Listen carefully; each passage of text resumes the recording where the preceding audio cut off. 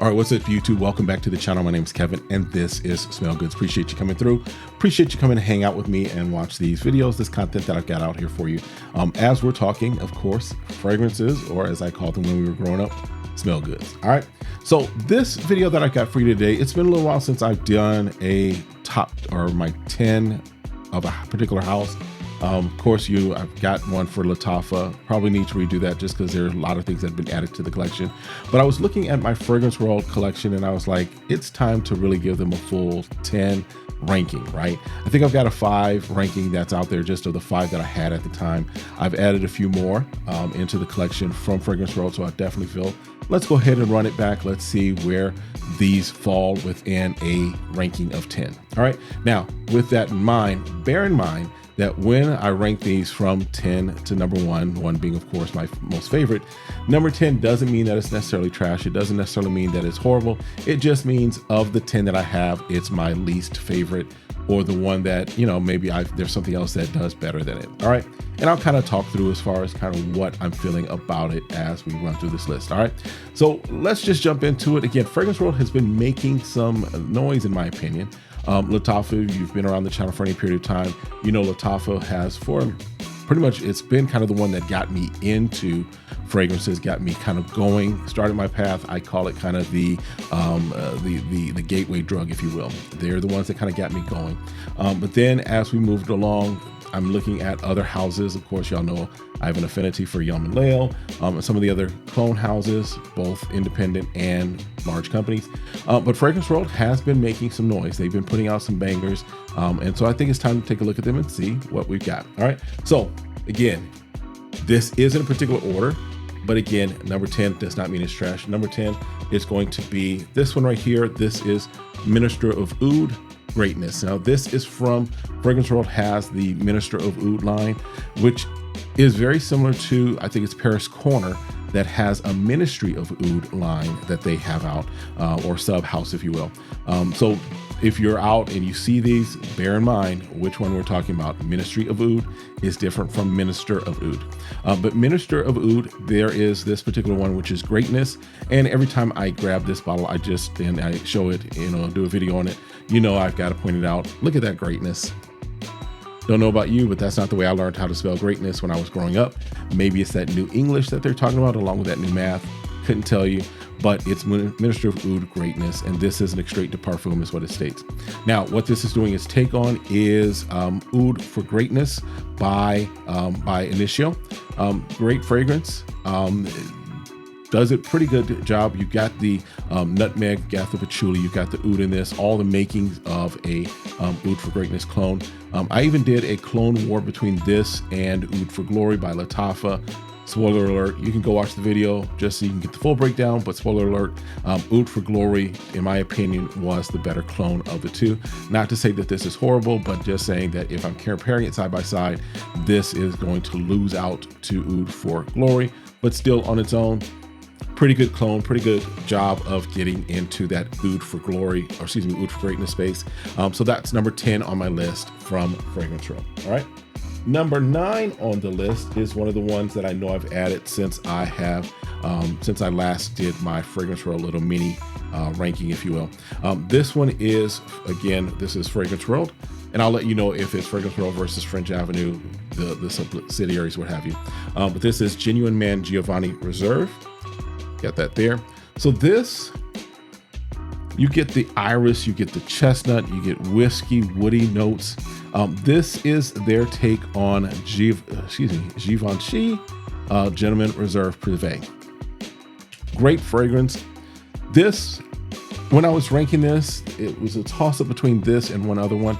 But this one, you get that whiskey, you get it nice and strong. But when I was looking at it and saying, as far as where I want it to fit, this is number 9, but again, it's not a bad fragrance. It's not a bad take. A pretty good take on that original DNA. Just where it sits right now for me. And again, this is right now. This is when I was filming this. It's number 9. All right. Number 8. Number 8 is also from Fragrance World, of course, but from the OG line or the original line. This is Fragrance World Apex. Now, this is a warm, spicy, tobacco, woody type of fragrance with some sweet vanilla.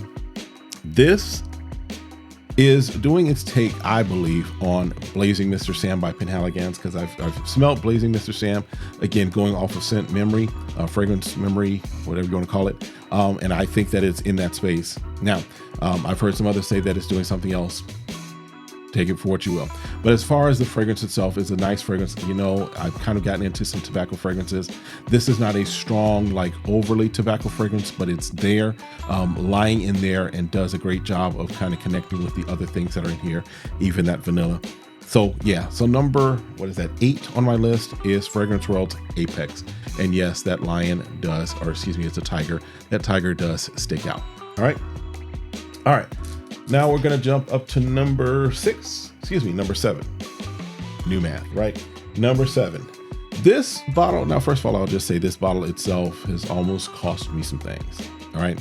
I picked this, was moving around some things on my shelf a few days ago, and picked it up wrong, and it just went kablow onto one of the lights that I've got back there, went to that and just cracked it. Surprisingly though, the bottle held up. I mean, you can look at the bottle and there's nothing as far as it has this funky cap, but I am talking about from again, and this is from their French Avenue line. This is Lumiere Garcon. Lumiere Garcon. Let's do there so you can see it. This, you get the sweetness of the dates and the amber. This is their take on the One Luminous Night by Dolce & Gabbana. Yeah, and then it does finish out with some smoky incense in there. This is a good fragrance. This could actually be, in my opinion, this could be, for someone, this might be a signature scent type of a profile, if this is kind of your take or what you're looking for. But definitely something that I'm enjoying, something that I do like. It's probably going to go back off my shelf just because as we're moving into the warmer months, and in here in Phoenix, this is not going to work too well. But definitely when I'm ranking these right now, this happily sits at number 7 for me. All right. And again, that was Lumiere Garcon. I think I got my French accent down, even though I did Spanish for like a number of years. All right. Next one, I think we're number 6 now. Yep, number 6. This one is from, again, this is from Fragrance World, from the original line of Fragrance World. This one is their take on, well, this is, let me show you what it is. This is Star Min Nebula. Star Min Nebula. This, you got a fruity whiskey opening with some malt in there as well. And this is their take on Mugler's Pure Malt. Does a very good job of it. This is the one that when I was looking at and comparing this between what was a Genuine Man, I was saying, yeah, this does the whiskey note better for me. Not that the other one is horrible or bad. I just like the way that this comes off with the fruitiness, the sweetness of those fruits, as well as just that booziness of the whiskey. So this is number 6 in my collection of Fragrance World. Again, Star Min Nebula. Star Min Nebula. All right. Now we're getting into the top 5. So now we're getting into the top 5 of the collection. And if you went back and watched the other video that I started just with my top 5 of Fragrance World, you'll notice that things have shifted, right? There's some things that I've gotten into the collection that have made their way very high in the collection here. But also, in all honesty, I think Maceration helped one of the or two of these fragrances as well, just because they came out pretty good. All right. So number 5 is from the from Fragrance World's OG line. But this one is their take on, well, I'll let you kind of look at the bottle and tell me what you think it's a take on. The name itself, this is Ebony Fume, and this is their take on Tom Ford's Ebony Fume. Actually, Ebony Fume is probably one of the few, if not, yeah, it's one of the few Tom Ford fragrances that I actually like. There's not a whole lot from Tom Ford line that I'm really digging, but Ebony Fume from Tom Ford is one that I'm definitely digging. And so when I saw this, I definitely want to check it out, see if this would be a quality replacement for that fragrance, and it definitely does. It's small differences, but as far as just getting in that space, getting in that DNA, getting in that realm of the OG, this does a pretty good job. I mean, this, you've got spicy, woody incense that just does well. For me, this is definitely a night out, definitely a date night type of a fragrance, and it works very well. And again, they cloning really good here. All right, but that's Ebony Fume from Fragrance Row. All right, next one up is one that is probably going to go heavily in rotation right now, just because it fits perfectly for the weather that I'm jumping into. This will probably be the last time you see me in a hoodie, just because it's starting to get hot. In fact, I think today was in the 80s when I was, at work and everything. So this is a fragrance that definitely gets into the rotation, definitely fits the mood, understands the assignment of the warmer weathers. I'm talking about, again, Imperium. And this is their take on Raja Elysium. You start with this nice grapefruit, lemon, lime opening. Does a nice approximation to Elysium. Not a one-to-one, but a nice approximation. Definitely something I think will work extremely well as we're moving into these warmer months, and something that got a little, it's hard to see, but got a little dent forming in it, just because this has also been a nice gem scent as well. But this works perfectly, and that's why it sits at number 4 in my collection of Fragrance Row fragrances. All right. Next one up is one that I think, if I remember, I'd have to go back and really look at it, but this was rated lower as far as the 5. And one of the knocks that I had against this was that it did not seem to really have really good staying power. But I'm happy to say that after some time of just sitting and macerating, I think this is going to work out the way that I hoped it to work out. Now, again, I wouldn't say that this is beast mode performance, and I'm actually getting to the place in my fragrance journey that I'm not necessarily looking for everything to last 15, 20 hours. I'm good with that. I do want it, of course, to last more than enough time for me to walk out the door, catch a nice breeze or whatever. But this right here is their take on Nichene's Ani. I am talking about from French Avenue, so the French Avenue line of Fragrance World. This is Spectre Ghost. And this, again, as I mentioned, is their take on Nichene Ani. Just a nice lemon vanilla bomb that just does a good job of getting into that Ani DNA. In fact, I can't remember if I did a Clone War, but I've got another, I think it's Lattafa's Nashit, that also is doing its take on Ani. And this, I think, is definitely going to win that Clone War if I haven't done it already. I have to look at that and see. You all can tell me as well. But as far as what this does it pretty good, and it's cloning a great fragrance as it is. So number 3 in my collection is Spectre Ghost. All right, now we're getting to the top 2. All right, now there's probably one that you're like, I ain't seen it yet, so you know it's coming. And then there's one that is fairly new to the collection from Fragrance World, but it came in with such a bang and does such a great job of doing what it does and being a great all-around scent that it did make it into the number 2 spot.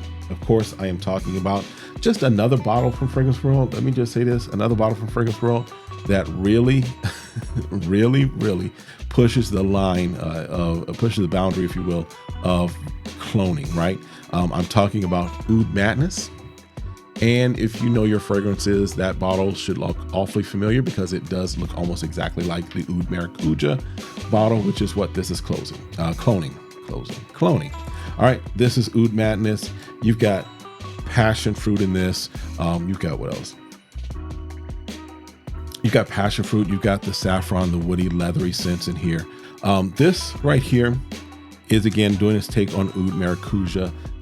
I have got my nose on Oud Maracuja. Does a great job of getting you into that space, getting you into that lane. Not a one-to-one, but definitely in that space and in that lane to let you know it's there, right? It's got the DNA, it's got that, the skeleton, if you will, does a pretty good job of it. And this, for me, is going to work very well for the spring, maybe summer. I'd have to really play it by ear and see. But this is definitely one of those nice fragrances that does fit that kind of tropical, kind of island type vibe, as well as just working well as a nice fruity, oudy scent. So number 2 in my list, Oud Madness. All right.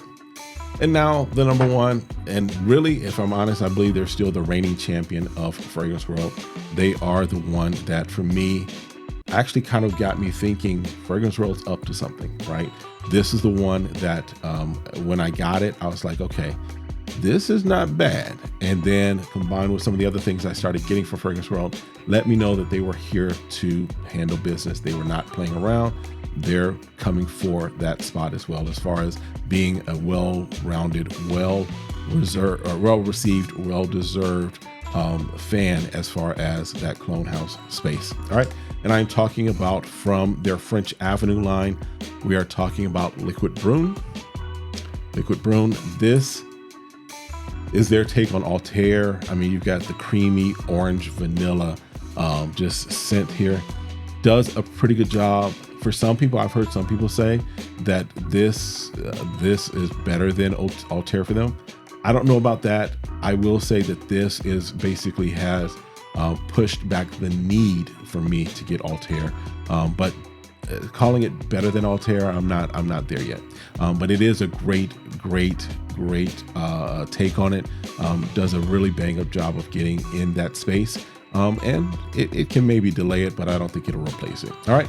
Again, from Fragrance World, from their French Avenue line, this is Liquid Brune.